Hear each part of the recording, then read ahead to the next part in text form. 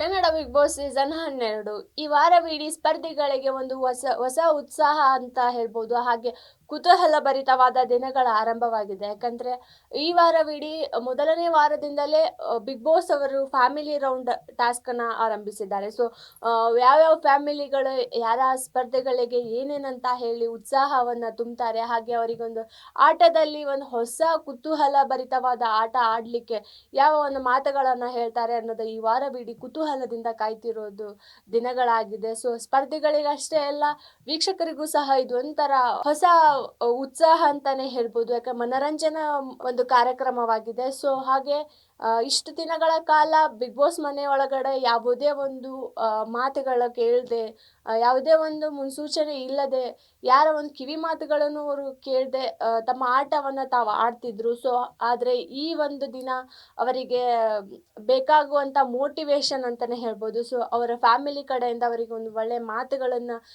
ಕೇಳುವಂತ ದಿನಗಳಾಗಿದೆ. So ವಾರದಿಂದಲೇ ಆರಂಭವಾಗಿದೆ family round. So ಆ family round ನಲ್ಲಿ ಈಗಾಗಲೇ ಕೆಲವೊಂದಿಷ್ಟು ಜನ ಸ್ಪರ್ಧಿಗಳ ಫ್ಯಾಮಿಲಿ ಮನೆಗೆ ಎಂಟ್ರಿ ಕೊಟ್ಟಿದೆ. ಸೊ ಹಾಗೆ ಅವರಿಗೆ ತಿಳಿಸಬೇಕಾದಂತಹ ಮಾತುಗಳನ್ನ ತಿಳಿಸಿ ಅವರ ಆಟಕ್ಕೆ ಇನ್ನಷ್ಟು ಹುಮ್ಮಸ್ಸನ್ನ ತುಂಬಿದ್ದಾರೆ.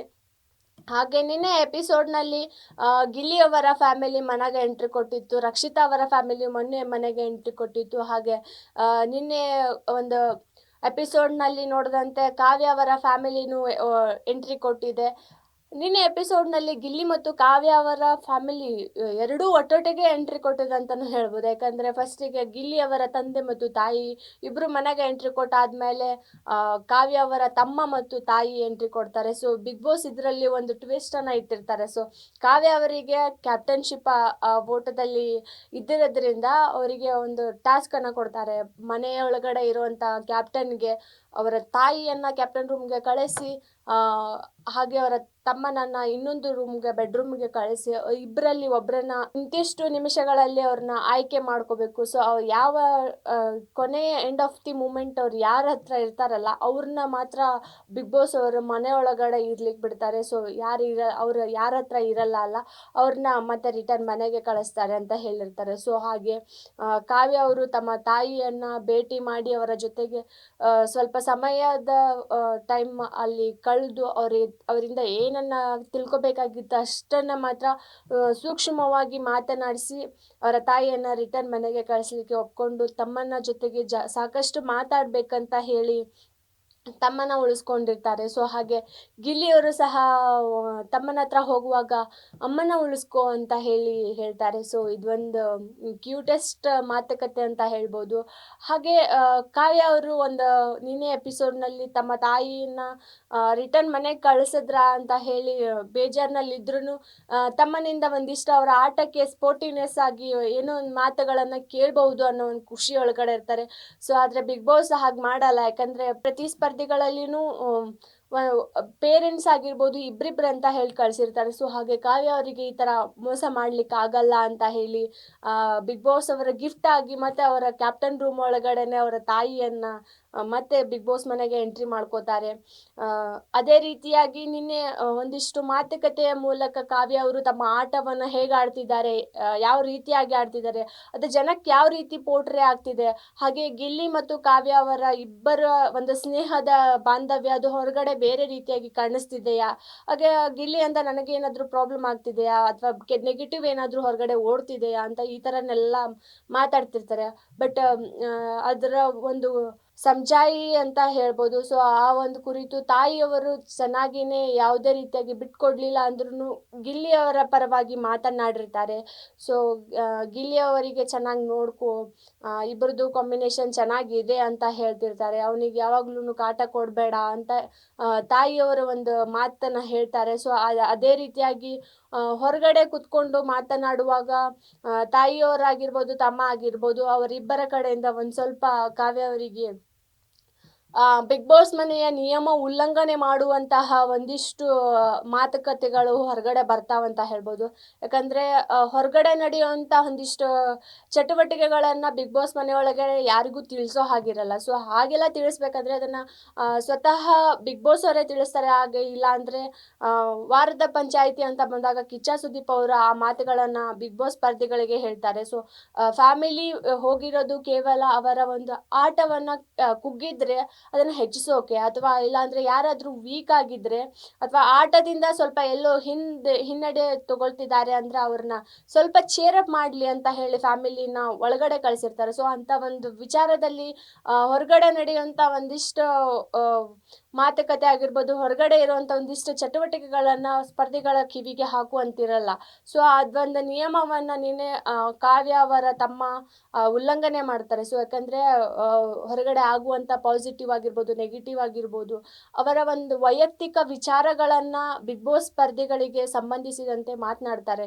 ಸೊ ಹಾಗೆ ಗಿಲ್ಲಿ ಅವರನ್ನ ನಾಮಿನೇಟ್ ಮಾಡಬೇಡ, ಅವರನ್ನ ನಾಮಿನೇಟ್ ಮಾಡದೆ ಅಂದ್ರೆ ಸರಿ ಹೋಗಲ್ಲ. ಯಾಕಂದ್ರೆ ಹೊರಗಡೆ ಜನ ನಿಮ್ಮನ್ನ ಗಿಲ್ಲಿ ಮತ್ತೆ ಕಾವ್ಯ ಅಂತಾನೆ ತುಂಬಾ ಇಷ್ಟಪಡ್ತಿದ್ದಾರೆ. ಸೊ ಅವನ್ನ ನಾಮಿನೇಟ್ ಮಾಡಕ್ ಹೋಗ್ಬೇಡ ಅಂತ ನಾನು ಹೇಳ್ತೀನಿ ಅಂತ ಹೇಳಿ ಒಂದಿಷ್ಟು ವಿಚಾರಗಳನ್ನ ಬಿಗ್ ಬಾಸ್ ಮನೆಗೆ ವಿರುದ್ಧವಾಗಿ ಮಾತನಾಡಿದ್ರ ಅನ್ನೋದು ಅನ್ಸುತ್ತೆ. ಸೊ ಹಾಗೆ ನಿನ್ನೆ ಬಿಗ್ ಬಾಸ್ ಮನೆಯೊಳಗಡೆ ಗಿಲ್ಲಿ ಅವರ ತಂದೆ ಮತ್ತೆ ತಾಯಿ ಇಬ್ರು ಮನೆಗೆ ಎಂಟ್ರಿ ಕೊಟ್ಟಾದ್ಮೇಲೆ ಗಿಲ್ಲಿ ಅವರ ಒಂದು ಅವತಾರವೇ ಬದಲಾಗಿದೆ. ಯಾಕಂದ್ರೆ ಇಷ್ಟು ದಿನಗಳ ಕಾಲ ಬರೀ ನಾವು ಗಿಲ್ಲಿನ ನೋಡಿರೋದು ಬನೇನ್ ಮತ್ತು ಒಂದು ಪ್ಯಾಂಟ್ನ ಒಳಗಡೆ ಅಷ್ಟೇ. ಎಲ್ರು ಹೇಳ್ತಿರ್ತಾರೆ ಅವನು ಚೆನ್ನಾಗಿ ಇರಲ್ಲ, ಸರಿಯಾಗಿ ನೀಟಾಗಿ ಇರಲ್ಲ, ಸ್ನಾನ ಮಾಡಲ್ಲ, ತಲೆ ಬಾಚಲ್ಲ, ಹೆಂಗ್ ಬೇಕಂಗೆ ಹಂಗೆ ಕೂತ್ಕೋತಾನೆ ಅಂತ ಹೇಳಿ. ಮತ್ತು ಒಂದೊಂದು ಟೈಮ್ ಸ್ಪರ್ಧಿಗಳೇ ಕಾಡ್ಸಿದ್ದುಂಟು ಗಿಲ್ಲಿಯವರಿಗೆ, ಅವನಿಗೆ ಸೊಂಟನೇ ಇಲ್ಲ ಅಂತ ಹೇಳಿ. ಸೊ ಇದೆಲ್ಲ ಒಂಥರ ಮನರಂಜನೆ ಆಗಿ ಒಂದಿಷ್ಟು ಕಾಮಿಡಿಯ ಮೂಲಕ ಅವ್ರನ್ನ ಕಾಡಿಸಿದ್ರು. ಗಿಲ್ಲಿಯವರು ತಮ್ಮ ಆ ಒಂದು ರೀತಿಯನ್ನ ಬದಲಾಯಿಸ್ಕೊಂಡಿರಲ್ಲ. ಸೊ ಎಲ್ಲರಿಗೂ ಅದನ್ನೇ ಹೇಳ್ತಾರೆ, ನಾ ಹಿಂಗಿರ್ತೀನಿ, ಇದು ನನ್ನ ಕಂಫರ್ಟ್ ಝೋನ್ ಅಂತ ಹೇಳ್ತಿರ್ತಾರೆ. ಸೊ ಹಾಗೆ ನಿನ್ನೆ ಅವರ ತಾಯಿ ಎಂಟ್ರಿ ಕೊಟ್ಟಾದ್ಮೇಲೆ ಅವರಿಗೆ ಚೆನ್ನಾಗಿ ಎಣ್ಣೆ ಸ್ನಾನ ಮಾಡಿಸಿದ್ರು. ನೀಟಾಗಿ ಬಿಗ್ ಬಾಸ್ ಅವರೇ ಕಳಿಸಿರುವಂಥ ಒಂದು ಡ್ರೆಸ್ನ ಹಾಕಿ ಅವರ ತಾಯಿಯವರೇ ಸ್ವತಃ ಅವರನ್ನ ರೆಡಿ ಮಾಡ್ತಾರೆ. ಸೊ ಈ ಒಂದು ಲುಕ್ನಿಂದ ಗಿಲ್ಲಿಯವರು ಒಂಥರ ರಾಜನ ಕಳೆ ಅಂತಾನೆ ಹೇಳ್ಬೋದು. ಆ ರೀತಿಯಾಗಿ ಬಿಗ್ ಬಾಸ್ ಮನೆ ಒಳಗಡೆ ಬದಲಾಗಿರ್ತಾರೆ ನಿನ್ನೆ. ಹಾಗೆ ಈ ಲುಕ್ ಎಲ್ಲರಿಗೂ ಇಷ್ಟ ಆಗಿರುತ್ತೆ. ಬಿಗ್ ಬಾಸ್ ಮನೆ ಒಳಗಡೆ ಎಲ್ಲರೂ ಒಂಥರ ಕುತೂಹಲನೇ ಅಂತ ಹೇಳ್ಬೋದು. ಆ ಒಂದು ಕುತೂಹಲನ ನಿನ್ನೆ ಅವ್ರ ತಾಯಿಯವ್ರ ಮುಂದೆ ಹೀಗಿದ್ರೆ ಎಷ್ಟು ಚೆನ್ನಾಗಿ ಕಾಣ್ತಾನಮ್ಮ, ಅದ್ ಬಿಟ್ಟು ಬೇರೆ ಬೇರೆ ತರ ಆಗಿ ಹೆಂಗೆಂಗೋ ಇರ್ತಾನೆ ಅಂತ ಹೇಳ್ತಾರೆ.